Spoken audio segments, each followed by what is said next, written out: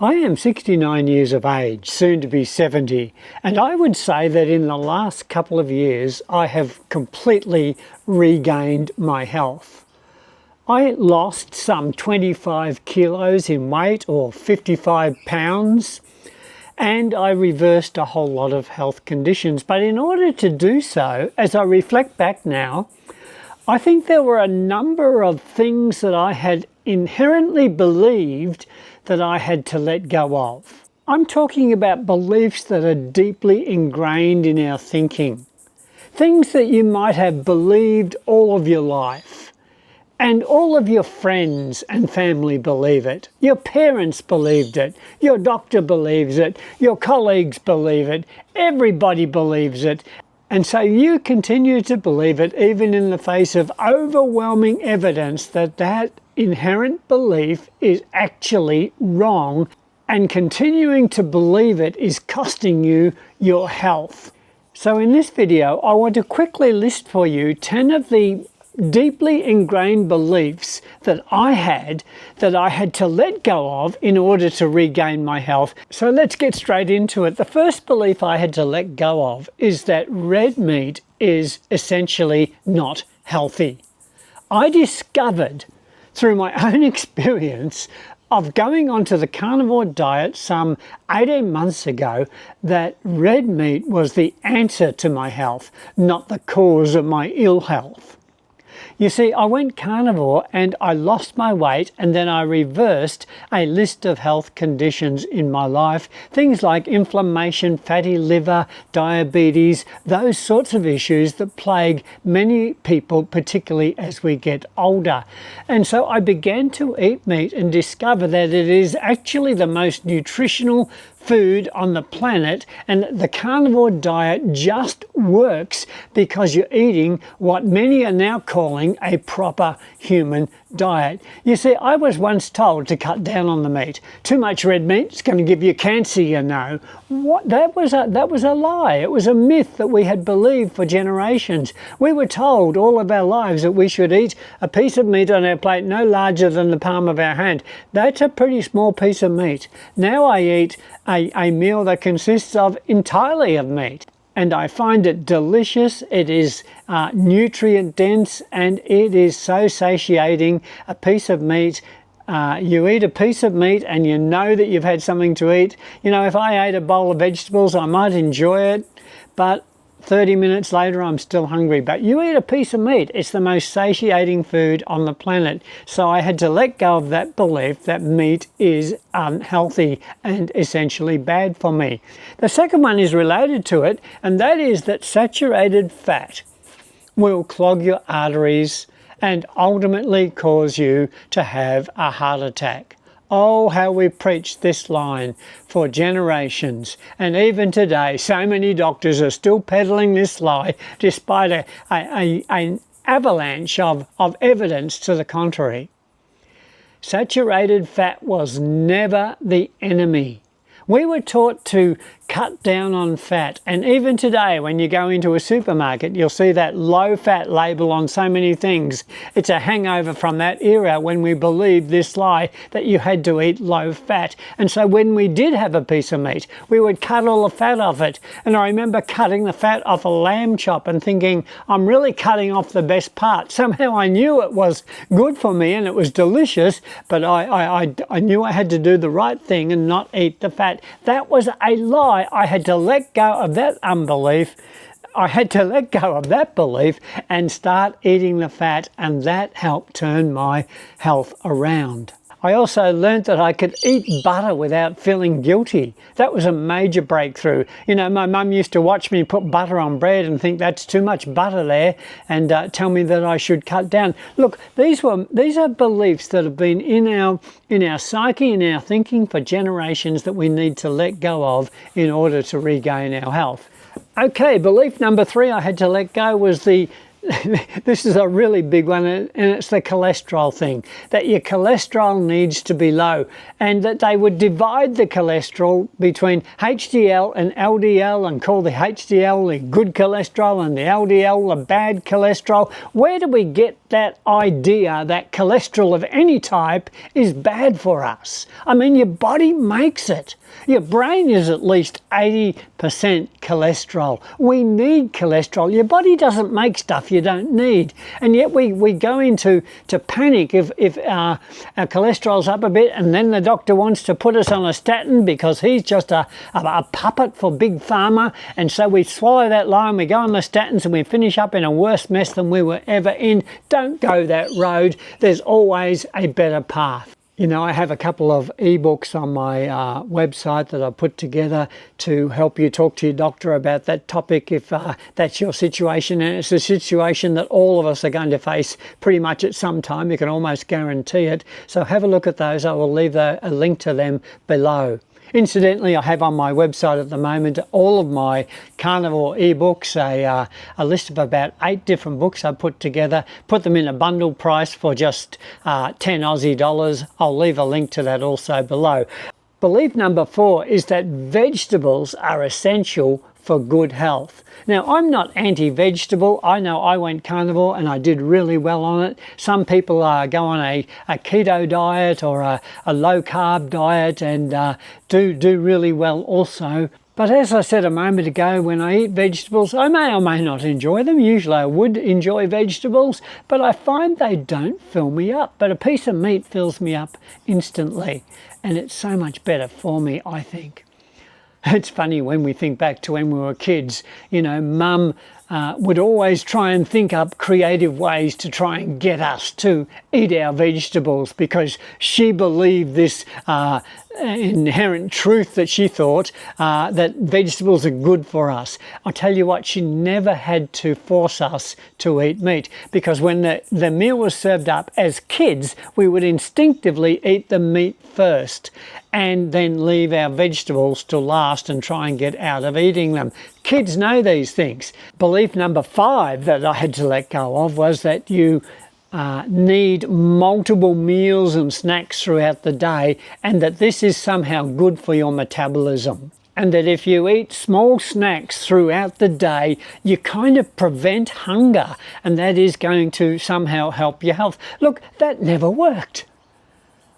I grew up eating snacks right up to my 60s, and all it did was to destroy my health. But when I started to eat correctly, when I started the carnivore diet, I found I didn't need snacks because I just wasn't hungry. I've now gone down to just 2 meals a day, and sometimes I feel quite easily I could go down to 1 meal a day and be quite okay on that.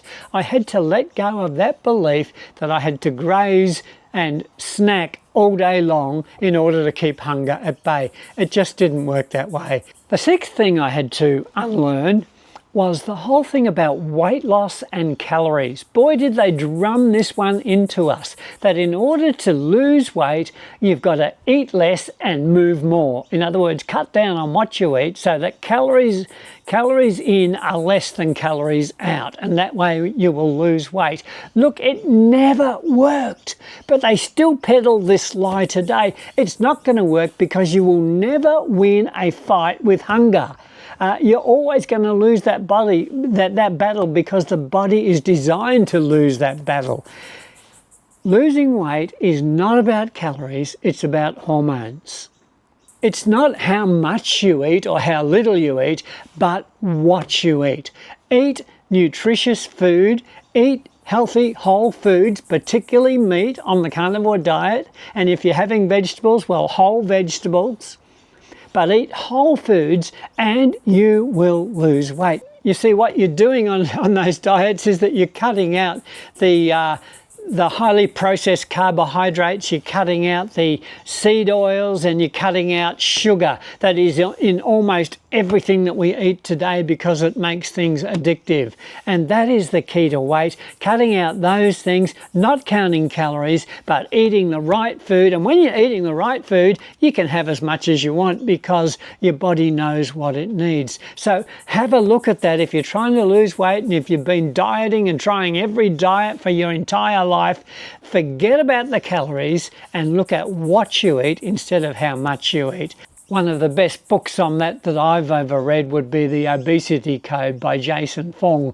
And I would recommend that book to you if you're wanting to lose weight and you're struggling with obesity and calories. And it's a great book to help you understand the truth about weight loss. Okay, lie number 7 is about the grains, and this one goes back to the old food pyramid. That food pyramid they put out that told us that we needed 6 serves of grain a day, that was the biggest scam in medical history. It was never a product of science and medicine. It was a product of politics and big corporations, and it was a scam, and it led to a demise of health for countless millions of people. Look, grains are not an essential part of your diet. You can live quite well without any carbs at all, any grains at all, but you cannot live without healthy fat and protein. Okay, lie number 8, and this is the white stuff, or the so-called white stuff, the salt I'm talking about here. You thought I was talking about sugar again? No, it's salt. We've been told all of our lives, I've been told all of my life, you know, salt's bad. Don't put too much salt on your food. Cut down the salt because, you know, you're going to have issues with your health if you have too much salt. Look, that was another lie. And I had to let go of that lie and start using salt. I use now the Redmond salt and find that to be a fantastic salt. I put it on my food every day. I even put it in my water. I'll put a pinch on my tongue. I include a lot of salt in my diet. It's full of sodium, an essential electrolyte along with magnesium and potassium that we need every day. So keep using the salt. Get a decent salt. Don't get a cheap, you know, crappy salt. Get decent salt and apply it liberally. Salt according to taste, and keep adding the salt until you're finding it's just too salty. But look, use the salt. Don't feel guilty using salt. Lie number 9 is about supplements. Oh boy, I could talk a while on supplements. You know, when I started the carnivore diet, and even before then, I went berserk on supplements, and I went to the pharmacy and I spent a fortune on supplements, and I had a whole lot of bottles. You know, now I take hardly any. I do take a little bit of vitamin D in winter when there's no sun, and I sometimes take some magnesium. I take iodine, but look, that's all I take. I could, you know, people go berserk on supplements. It's a multi-billion-dollar industry, and largely I don't think we need them. If you're eating the right food, then you don't need supplements. Okay, I've left my biggest one to last, and this is the most important. Before I tell you what it is, I just wanted to invite you to become a member of this channel. It's only $3 a month, and you get a whole lot of benefits that other people don't get. One of the biggest ones of those benefits is that you get everything on my website absolutely free, even though other people pay for them. So have a look at that. Press the join button down below. But the last one, this last belief that I think enslaves many people my age, and that is that you need to expect that your health and your energy levels are going to decline as you get older. We have this ingrained into us, and doctors will say to you, oh, it's just a part of getting older when you start to complain about aches and pains. What an absolute lie, folks. Get rid of that lie that this is just part of getting older. Look, I'm going to turn 70 soon. I go out kayaking, I go walking, I go cycling, I do exercises every day, I lift weights, I live a very active outdoor life, and I find that it is fantastic, and yet I see so many people my age that can't even get out of a chair without pain and groaning and stooping and bending over. Look, that's a crap way to live. Don't go down that path. Transform your health. Get outside. It's where the magic happens. That one is a lie that you've got to expect deterioration. No, folks, expect health. Expect vitality into your 70s, 80s, and even your 90s. I've seen it and I believe it. Look, if you've been listening to these 10 lies that I had to unlearn, maybe you identify with them. Don't feel guilty, because we all had them drummed into us by from every direction in life, as I said earlier, and they just ruined our health in so many ways. Look, what are the lies that you believe? What are the things that you have had to unlearn? Share it with me in the comments.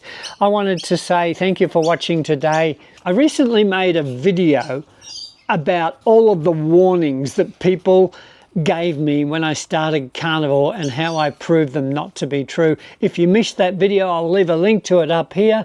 But look, thanks for watching. Stay healthy, stay happy, and stay peaceful. And God bless.